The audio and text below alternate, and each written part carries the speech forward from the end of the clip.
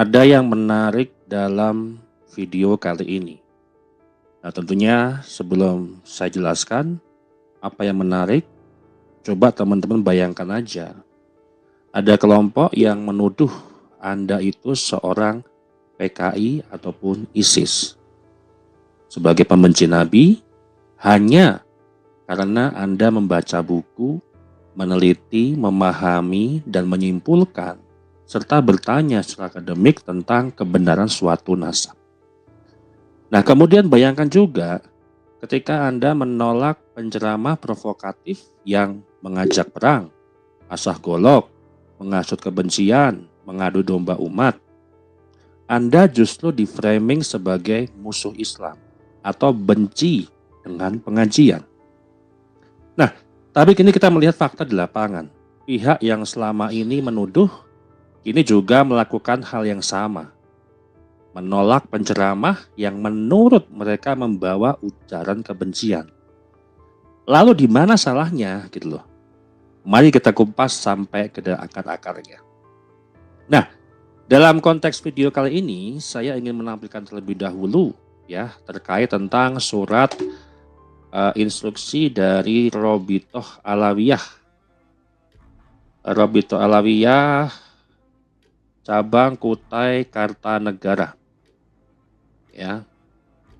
Tentang perihal penolakan kedatangan penceramah Kiai Haji Marzuki Mustamar di Kutai Kartanegara.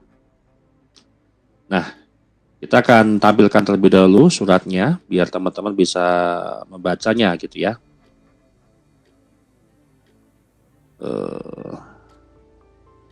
Oke, gini cukup kali ya. Baik, di dalam surat itu disampaikan bahwasannya menanggapi dan menindaklanjuti beredarnya pamflet undangan tablik akbar ya yang akan diselenggarakan oleh PCNU Kabupaten Kutai Kartanegara di halaman kantor Bupati Kutai Kartanegara yang akan dilaksanakan pada hari Rabu malam Kamis tanggal 19 November 2025, berarti malam ini gitu ya. Maka dengan ini kami dari DPC Robitoh Alawiyah Kutai Kartanegara menyampaikan hal-hal sebagai berikut. 1. Rekam jejak Kiai Haji Marzuki Mustamar akhir-akhir ini selalu membawa tema ujaran kebencian dan intoleransi antar sesama anak bangsa. Kemudian kedua, kami tidak ingin virus kebencian terhadap para keturunan Rasulullah SAW masuk ke Kutai Kartanegara. Kemudian kami menolak kedatangan Kiai Haji Marzuki Mustamar demi menjaga kondusivitas daerah dan keharmonisan masyarakat di Kabupaten Kutai Kartanegara. Kemudian terakhir, menyarankan kepada PCNU Kutai Kartanegara agar mengganti narasumber pada kegiatan tersebut. Demikian surat ini kami sampaikan untuk dimaklumi. Atas pemaklumannya kami ucapkan terima kasih. Tertanda DPC Robitoh Alawiyah Kabupaten Kutai Kartanegara. Ketua Habib Aulia bin Syahril bin Yahya. Nah, itu adalah surat yang dimaksudkan ya, yang dimaksudkan ke dalam penolakan terhadap Kiai Haji Marzuki Mustamar dalam ceramahnya di Kutai Kartanegara. Nah, teman-teman, kita ini kan tidak sedang bicara tentang kebencian terhadap siapapun sebenarnya ya. Kita sedang bicara mengenai dua hal. Yang pertama adalah kebenaran akademik, apakah nasab Balawi tersambung atau tidak. Kemudian etika ruang publik, apakah penolakan terhadap penceramah yang provokatif bisa disamakan dengan pembenci pengajian atau dan seterusnya. Dan kini muncul surat resmi yang tadi saya bacakan dari Robitoh Alawiyah Kutai Kartanegara yang juga menolak seorang penceramah. Jadi standarnya apa? Kok ini jadi standar ganda? Nah, ini yang akan kita bahas secara jernih, sistematis, dan tanpa sebuah fanatisme. Baik, kita akan coba memahami demi kata, kalimat demi kalimat daripada surat Robito Alawiyah Kehutanan Negara. Yang pertama kita bahas studi kasus mengapa PWILS ini dituduh PKI, atau ada yang menyebut kemarin tuh yang membubarkan pengajian itu adalah ISIS. Itu pernyataan daripada Habib Hanif Alatos. Kemudian sempat juga ada perseteruan antara PWILS dan FPI di Pemalang yang menghadirkan Habib Rizik yang sebagai pembicaranya. Nah, mari kita mulai dari akar tuduhannya. Nah, ketika PWILS yang basisnya adalah seorang santri, kemudian akademisi, kemudian peneliti sejarah, menolak pengajian yang menghadirkan penceramah seperti Rizik Syihab, Bahar bin Smith, Taufik Assegaf, ataupun seterusnya, atau penceramah lain yang rekam jejak digitalnya dari tahun ke tahun penuh dengan ajakan perang. Asah golok misalkan, kemudian hinaan terhadap ulama, dan provokasi terhadap kelompok tertentu. Tentunya teman-teman masih mengingat ya, Mbak Alawi ini siapa aja oknumnya, tokohnya yang jelas-jelas menghina ulama-ulama Nusantara. Termasuk dulu ada yang menghina tentang Gus Dur. Nah, kemudian PWILS dituduh sebagai PKI gaya baru, kemudian ISIS gaya baru, ya, membenci keturunan Nabi, kemudian pembenci habaib, atau mungkin sebagai membenci zuriyah atau ahlul bait Nabi, ya kan, perusak keharmonisan umat, bahkan juga dituduh sebagai anti-Islam. Padahal faktanya PWILS tidak pernah menolak pengajiannya. Yang ditolak itu adalah penceramahnya, karena tetap dianggap sebagai sikap provokatif dan ujaran kebencian. Nah, yang paling penting teman-teman, poin nomor 4 yang menyarankan kepada PCNU Kutai Kartanegara agar mengganti narasumber pada kegiatan tersebut, itu juga yang dilakukan PWILS ketika ada di Pemalang waktu itu. Bukan menolak pengajiannya, tapi mengganti penceramahnya dengan penceramah yang baru. Nah, ini bedanya teman-teman.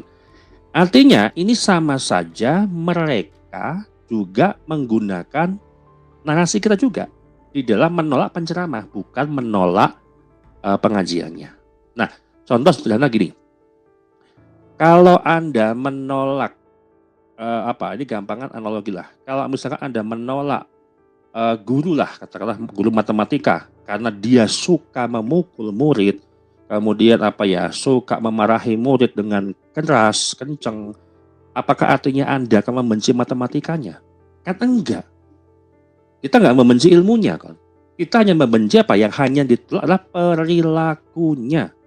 Bukan konteks substansi adalah pelajaran matematika. Dan di sini yang ditolak itu bukan pengajiannya, tapi perilaku penceramahnya. Nah, begitu pula dengan konteks PWILS. Yang ditolak itu adalah provokasi, ujaran kebenciannya, bukan ilmunya. Ilmunya nggak masalah gitu loh. Kemudian yang ditolak itu adalah gaya komunikasinya, bukan majelisnya. Namun framing sengaja diarahkan agar publik salah paham. Tujuannya jelas, membuat PWILS terlihat sebagai musuh keturunan Nabi. Padahal PWILS hanya menjalankan fungsi sosial, menjaga keamanan, menjaga kondusivitas, dan mencegah provokasi yang bisa memecah belah umat. Padahal kalau bisa dibilang membenci keturunan Nabi, toh Mbak Alawi ini juga bukan cucu Nabi kok. Jadi konteksnya mana? Kita mempermasalahkan yang mana dan salahnya di mana gitu loh. Kemudian yang kedua, kita akan melihat di mana letak kajian akademik nasab Mbak Alawi ini. Nah, polemik nasab ini sebenarnya sederhana. Ada tesis akademik berbasis manuskrip, berbasis silsilah, sanad, dan verifikasi historis yang menyimpulkan nasab Mbak Alawi tidak memiliki kesinambungan yang sah menuju Rasulullah SAW. Ini bukan tuduhan pribadi, bukan kebencian, kecuali kalau judul tesis keiman adalah menakar keabsahan Habib Fulan bin Fulan bin Fulan bin Fulan. Itu baru tuduhan pribadi. Toh ini yang disampaikan ialah kajian ilmiah terkait klan Mbak Alawi, dari seluruh keluarga yang bermarga Mbak Alawi. Dan itu bukan kebencian. Itu kan framing dari teman-teman kibin-kibin ini. Karena apa? Dari sebuah asumsi kemudian menjadi sebuah opini dan akhirnya menjadikan sebuah persepsi yang salah. Padahal faktanya kita berbicara akademik. Dan bukan penghinaan secara fisik, ini kajian akademik loh. Sama seperti dulu mengkritik sanad hadis, kemudian menilai matan, kemudian meneliti sejarah dinasti-dinasti Islam dan seterusnya gitu ya. Namun saat kajian ilmiah ini muncul, langsung di framing sebuah kebencian, langsung diserang secara personal. Oh, Kiai Mati benci dengan zuriat Nabi, Kiai Mati tidak mengaku zuriat Nabi dan seterusnya. Termasuk PWLS gitu kan, memecah belah umat. Langsung dihubungkan dengan PKI ataupun ISIS dan seterusnya, atau langsung dipersonalisasi seolah-olah menyerang nabi sendiri gitu loh. Nah, ini masalahnya. Dalam ilmu, perbedaan pendapat itu hal biasa. Dalam sejarah Nabi, Syarif versus Syed pernah berdebat soal legitimasi. Dalam hadis, Imam Bukhari pun juga mengkritik lebih dari 3.000 perawi ya, tanpa menuduh mereka itu kafir. Nah, ini kok Balawi kita hanya mengkaji secara ilmiah, menilai secara keabsahan, secara literatur kitab nasab, sejarah dan seluruh disiplin keilmuan apapun, batal nasabnya Balawi, tidak tersambung kepada Nabi Muhammad SAW. Tapi kok ada yang bilang framing kita itulah benci zuriat Nabi, kita itu kafir dan seterusnya. Nah, tapi yang jadi masalah hari ini adalah mereka menolak kritik. Nah, bagaimana kalau kritik Balawi ini? Reaksinya seperti kritiknya dianggap anti-Islam. Nah, inilah namanya titik buta yang harus kita bongkar. Kemudian berikutnya, studi kasus ketika Kiai Haji Marzuki Mustamar ingin memberikan ceramah atas undangan PCNU Kabupaten Kuta Kartanegara. Dan ini berhubungan dengan surat yang tadi kita bacakan dari Robito Alawiyah. Nah, sekarang mari kita lihat surat yang kita bacakan tadi gitu ya. Robito Alawiyah Kuta Kartanegara secara resmi mengeluarkan surat penolakan terhadap Kiai Haji Marzuki Mustamar. Alasannya rekam jejak ujaran kebencian, kemudian tidak ingin kebencian terhadap keturunan Nabi masuk ke daerah mereka gitu kan, kemudian demi kondusivitas masyarakat. Kemudian untuk mengganti PCNU ini kepada pembicara atau penceramah lain gitu kan. Dan ini menarik kan? Ini sangat menarik loh. Karena ini sama yang dilakukan dengan PWLS kepada pengajian-pengajian yang menghadirkan habib-habib yang selalu berbicara provokatif. Dan itu pasti minta untuk diganti penceramahnya, bukan dibatalkan pengajiannya. Nah, karena alasan yang dipakai oleh Robito Alawiyah saya katakan nyaris identik dengan alasan PWILS selama ini ketika menolak penceramah yang provokatif ya. Perbedaannya apa? PWILS menolak penceramah yang memprovokasi umat dengan isu nasab, ajakan kekerasan dan ujaran intoleransi. Nah, sedangkan Robito Alawiyah sendiri menolak penceramah yang menurut mereka benci keturunan Nabi. Namun di sini ada kegagalan logika yang penting teman-teman pahami. Yang pertama, Ba'alawi mengklaim dirinya mereka lah keturunan Nabi. Tetapi secara akademik, klaim itu tidak terbukti sama sekali.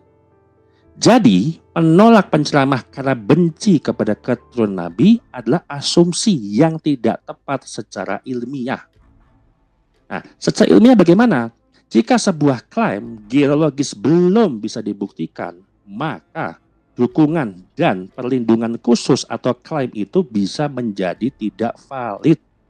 Maka dari itu pertanyaan besarnya adalah apa? Di mana salahnya? Nah, letak kesalahannya bukan pada PWLS, tetapi letak kesalahannya bukan dari Robito yang menolak penceramah. Letak kesalahannya adalah ketika penolakan PWILS di framing sebagai sebuah kebencian kepada keturunan Nabi, tetapi penolakan Robito dianggap sah. Itu satu. Yang kedua, ketika Ba'alawi tidak mau dikritik secara akademik, tetapi mereka bebas mengkritik kelompok lain dengan menganggap PWILS adalah ISIS ataupun PKI. Paham ya posisi kedua? Kemudian ketiga, ketika mereka menuduh orang lain PKI ataupun ISIS ataupun PWILS memecah belah umat, namun ketika mereka sendiri menolak penceramah, yaitu menolak Kiai Haji Marzuki Mustamar, mereka menyebutnya demi kondusivitas. Ini namanya standar ganda. Kalau nggak standar ganda, itu bukan Ba'alawi. Dan ini pola daripada gerakan Ba'alawi. Dimanapun berada itu gerakannya sama, ya, standar ganda. Dan ini ketidakadilan secara intelektual. Dan ini pembalikan sebuah narasi publik. Dan inilah yang harus kita bongkar dengan jernih. Maka analisa mendalamnya bagaimana kita memisahkan kritik ilmiah dan kebencian. Ini yang harus dipahami oleh semua umat. Jangan dicampur adukan kritik ilmiah dengan kebencian. Kita luruskan sekali lagi lah, ya, untuk semua pendengar di sini podcast ini, semoga teman-teman juga paham juga. Yang pertama, kritik akademik tidak harus sebuah kebencian. Meneliti silsilah, manuskrip, dan jalur nasab itu bukan dosa. Dan itu pekerjaan ilmiah, pekerjaan peneliti kok. Meneliti apapun terkait tentang fenomena yang ada di Indonesia, di dunia, itu peneliti. Dibayar, itu pekerjaan. Kemudian yang kedua, penolakan penceramah tidak sama dengan menolak pengajian. Majelisnya tetap boleh. Yang diganti itu penceramah yang provokatif. Itu yang ditolak. Kemudian ketiga, menghindari provokasi bukan berarti anti sebagai keturunan Nabi. Justru umat agar tidak terpecah belah adalah nilai Islam itu sendiri, teman-teman. Kemudian keempat, kecurigaan dan framing hanyalah sebagai strategi politik identitas. Lagi-lagi di sini adalah politik identitas. Label PKI ataupun ISIS digunakan untuk menutupi diskusi ilmiah. Mereka tidak mau diajak diskusi.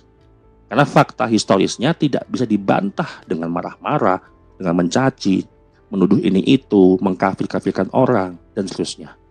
Kemudian yang kelima adalah Rabithah Alawiyah menolak penceramah juga berarti mereka mengakui dong bahwa penolakan itu tindakan wajar. Padahal selama ini mereka juga menghakimi orang lain. Jadi salahnya di mana? Standarnya apa sih sebenarnya Rabithah Alawiyah ini? Setiap mengklaim nasab, ya dia pakai metode sendiri.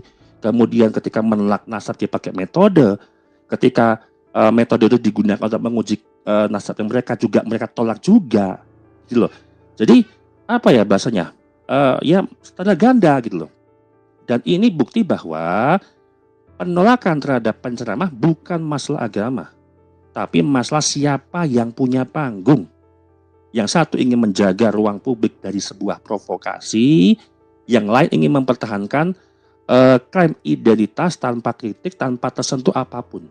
Sehingga dibilang kurang adab, kurang sopan, dan membenci zuriat Nabi ataupun tidak mengakui adanya zuriat Nabi. Nah, paradoks yang tidak bisa dibantah di sini adalah ketika PWILS menolak penceramah provokatif, maka dituduh PKI ataupun ISIS. Ketika Rabithah Alawiyah menolak penceramah dengan alasan kondusivitas. Kemudian ketika PWILS melakukan kajian akademik ataupun siapapun yang mendukung Keimat melakukan kajian akademik, di framing membenci Nabi atau membenci zuriyah Nabi, tidak mengakui zuriyah Nabi. Nah, ketika Ba'alawi mengklaim nasab tanpa bukti ilmiah, dianggap haram untuk dikritik. Ketika PWILS menyerukan sebuah debat ilmiah, katakanlah Keimat menyerukan debat ilmiah, kemudian tidak ada yang datang. Ketika penceramah Ba'alawi menyerang lawan, dianggap membela kehormatan Ahlul Bait. Itu sebabnya kita perlu menyatakan dengan lantang, teman-teman. Masalah ini bukan soal agama. Ini soal keberanian menghadapi sebuah kebenaran. Intinya, yang mau saya sampaikan, polemik ini panjang, sensitif, dan memerlukan sebuah ketenangan intelektual. Ketika kita tidak sedang menyerang manusia, kita sedang mengurai sebuah klaim, membedah literatur, dan menunjukkan ketidakadilan framing yang selama ini dibiarkan hidup di Nusantara. Nah, kebenaran itu tidak perlu dibela dengan telak, dengan teriak, ya, dengan pendukung, pengikut, dan seterusnya. Kebenaran juga tidak perlu dipertahankan dengan ancaman. Dan kebenaran tidak akan runtuh oleh sebuah penelitian. Jadi, jika ada klaim nasab tersambung kepada Nabi, maka ya biarkan saja diuji, gitu loh. Jika ada penceramah provokatif, maka wajar ditolak. Hal itu wajar kok. Berarti apa yang dikatakan oleh PWILS, apa yang disampaikan PWS itu wajar. Toh mereka juga melakukan, gitu loh. Jika ada framing kebencian, maka tugas kita adalah meluruskannya. Akhirnya kita belajar dalam satu hal hari ini. Yang menolak penceramah tidak otomatis membenci ilmu. Yang menolak nasab tidak otomatis membenci keturunan Nabi atau tidak mengakui zuriyah Nabi atau tidak mengakui ahlul bait Nabi. Dan yang mencari kebenaran tidak boleh dituduh sebagai musuh agama. Demikian dari saya, terima kasih.